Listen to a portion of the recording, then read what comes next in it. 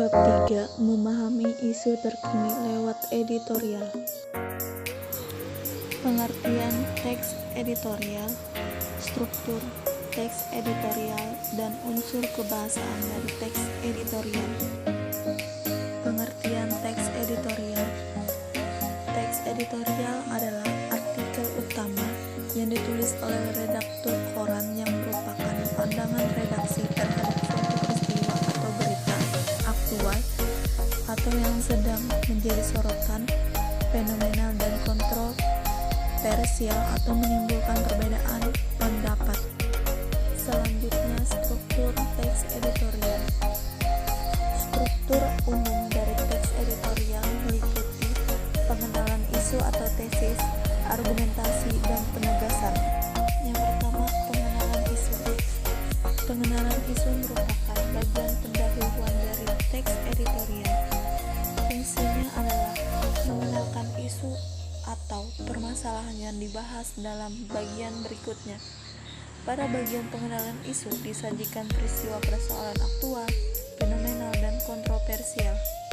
Yang kedua, penyampaian pendapat atau argumen. Bagian ini merupakan bagian pembahasan yang berisi tanggapan redaksi terhadap isu yang sudah diperkenalkan sebelumnya.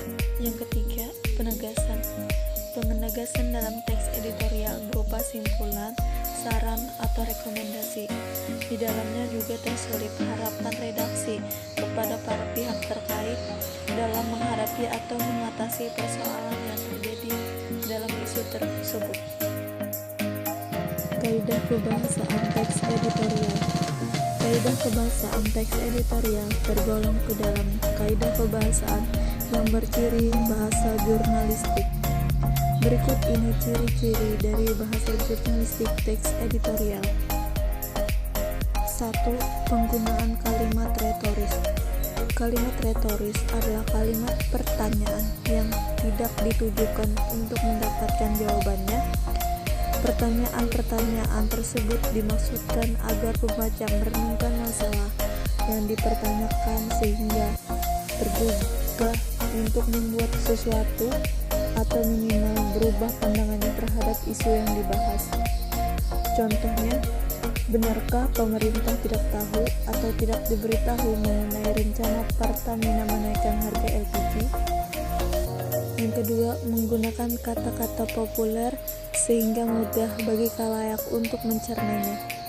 Tujuannya agar pembaca tetap merasa rileks meskipun membaca masalah yang serius dipenuhi dengan tanggapan yang kritis. Contoh kata-kata populer adalah terkaget-kaget, pencitraan, dan mendengar. Yang ketiga, menggunakan kata ganti petunjuk yang merujuk pada waktu, tempat, peristiwa, atau hal lainnya yang menjadi fokus ulasan. Contohnya, sungguh, kenaikan harga itu merupakan kado yang tidak simpatik, tidak bijak, dan tidak logis. Yang keempat, banyaknya penggunaan konjungsi kausalitas seperti sebab, karena, dan oleh sebab itu.